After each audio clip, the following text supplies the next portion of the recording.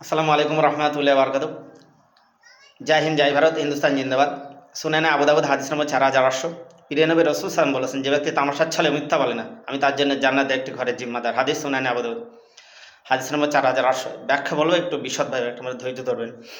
দেখুন, আমি একজন হিন্দুস্তানবাসী। আমি হিন্দুস্তানের সকল ভাই বোনদের বলছি, আপনারা পূর্বে আমাদের একটা দেশ আছে, তারা খিস্তি বেখিস্তি ভিডিও বানাচ্ছে, আমি দেখছি, ফানি হলেও অনেক কিছু কিছু, এবং তারা কিছু পূর্বে মুভিতেও তারা কাঁচা কাঁচা খিস্তি দিয়ে মুভি তৈরি করেছে। নাউজুবিল্লাহ জালিক।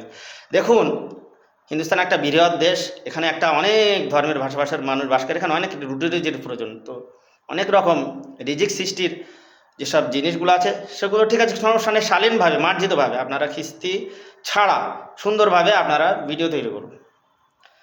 তো দেখুন, তাদের ইন্সপায়ার হয়ে কিছু কিছু আমি রিসেন্ট দেখছি খিস্তি বেখিস্তি ভিডিও তৈরি করছেন আপনার ভিউ নেওয়ার জন্য। এরকম করেন না। আমাদের ভারতবাসীদের একটা মর্যাদা আছে, অবশ্যই সেই মর্যাদাকে অক্ষুণ্ণ রেখে আপনারা আপনারা যে কোনো আমার ছোট ছোট ভাইরা বা বোনেরা আপনারা এগুলো লক্ষ্য করুন। আর একটা জিনিস আমি বলছি, দেখুন, আমার দেখা অনেক দেশ আছে, তার ইসলামী দেশ বলে, কিন্তু মৌলবাদকে তার দেশগুলো শেষ করে ফেলেছে।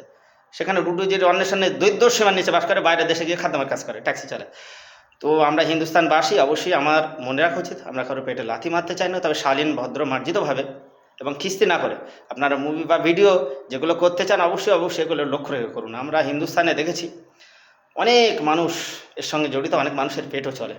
তো অবশ্যই অবশ্যই আপনারা খিস্তি পরিহার করে আপনারা অশালীন ব্যবহার না করে শালীনভাবে আপনারা যদি বিনোদন করতে চান, সেটা ভিন্ন বিষয়। তবে চেষ্টা করতে হবে আমাদের দেশকে ভালোবাসার, দেশকে রক্ষা করা। অবশ্যই অবশ্যই আমরা সকল ভারতবাসী ভাই ভাই।